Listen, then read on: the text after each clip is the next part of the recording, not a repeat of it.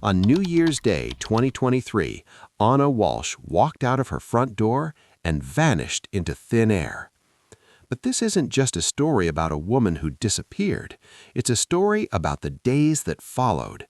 It's a story about a husband's strange behavior. And it's a story about a digital trail so chilling, so revealing, it would lead investigators to a truth more disturbing than anyone could have imagined. To understand the tragedy of Ana's disappearance, you first have to understand the extraordinary woman she was. Born Ana Lubicic in Belgrade, Serbia, she grew up in a country undergoing immense change. But Ana was a builder, not a bystander. She was ambitious in the truest sense of the word. She had a vision for her personable. She lights up a room. There was no record of She's so passionate and fun and joyful. Really just someone who you want to get to know immediately. And she's so interested in everyone and everything, and just a really beautiful, wonderful, passionate, joyful woman. For her sharp mind and her warm, collaborative spirit. But the role she cherished most was being a mother. She had 3 young boys who were the center of her universe. Her social media wasn't a feed of selfies, it was a scrapbook of her life with them. Birthday cakes, soccer games, school plays. She was, by all accounts, a devoted and loving mother who worked tirelessly to provide them with a beautiful life. Ana's life was one of dualities, a high-powered career woman who lived part-time in the city, and a dedicated mom who spent her weekends in the quiet suburbs. She was balancing it all, and she was making it work. She had a husband, a beautiful home, and a future that looked limitless. That husband, however, had a life that was far more complicated. Brian Walshe came from a world of wealth and privilege. The son of a prominent art dealer, he grew up surrounded by masterpieces and the elite circles of the art world. He followed his father into the business, dealing in old masters and high-value paintings. On the surface, they were a power couple. But beneath that surface, Brian was entangled in a serious legal battle. At the same time Ana was excelling in her career, Brian was awaiting sentencing for a federal art fraud case. He had been found guilty of selling fake paintings by famous artists, including Andy Warhol, and pocketing hundreds of thousands of dollars from unsuspecting buyers. It was a shadow hanging over their family, a source of immense stress that was about to come to a head. So we arrive at New Year weekend 2023. Ana was at the family home in Cohasset for the holidays. According to Brian, this is how the final hours of Ana's life played out. Brian told police that on New Year's Eve they had a quiet night at home. The next morning, January 1st, Ana had to return to Washington, D.C. for work. He said she woke up sometime around 4 or 5 a.m. He was still half asleep.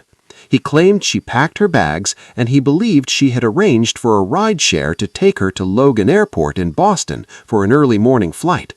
He told investigators that was the last time he saw his wife.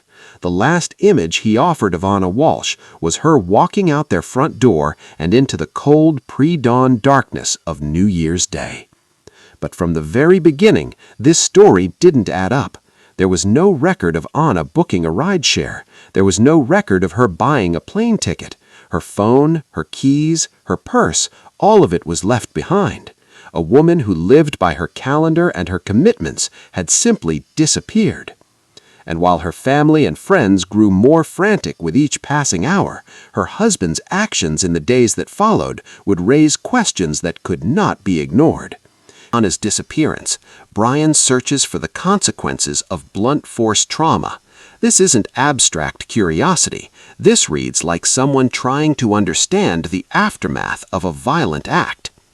January 4th, the day Ana's mother calls police, the day the search begins in earnest, and Brian Walshe is checking to see if a warrant has been issued for his arrest. He's monitoring the police. He's waiting. While police searched the frozen landscape of Cohasset for a missing mother, her husband was searching for how to get away with murder. The search history was the bombshell, but it was far from the only evidence that began to pile up against Brian Walshe. When investigators looked closer at the home, at his movements, at his finances, a pattern of disturbing behavior emerged. In the basement of the Walshe home, police made a grim discovery. Using a chemical agent called luminol, which reacts to trace amounts of blood, they found evidence of a violent cleanup. In multiple areas of the basement, including near a sink and on the floor, blood was detected. They also recovered a knife with a broken tip and a hatchet. Both appeared to have been recently cleaned. But it was the broken knife combined with the blood evidence that painted a picture of a violent struggle. Then investigators tracked Brian's movements on January 2nd. Security footage showed him at a local Home Depot in January 2nd. His purchases, cleaning supplies, mops, buckets, tarps, and heavy-duty trash bags, the kind of supplies you buy when you need to clean something large. Brian Walshe was arrested. The charge? Misleading the investigation. It was just the beginning. They didn't have a body yet, but they had more than enough to hold him. The man who told reporters he wanted his wife back was now in custody, and the search for Ana Walshe. Circumstances here that you're concerned about? At this point, it's a missing person investigation. We're just trying to locate Anna and get her home safely. Whether we have nothing to support anything suspicious or criminal. At a future behind bars. The charge was specific, misleading a police investigation. Prosecutors laid out their reasoning. Brian Walshe had told investigators a simple story. Ana left early on New Year's morning for a work trip, but they had already found holes in that story big enough to drive a truck through. He claimed Ana took a rideshare to the airport, but investigators found no record of any rideshare booking, no Uber, no Lyft. He claimed she had a flight, but no airline had a ticket under her name. He claimed she took her purse and phone, but her purse was found in the home, her phone was found in the home, her keys were found in the home.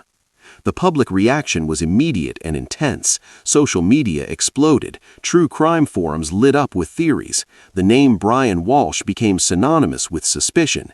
And while many cases see a wave of public opinion shift over time, in this case, the shift was instantaneous. People looked at this man, at his story, at his behavior, and they believed they were looking at a killer.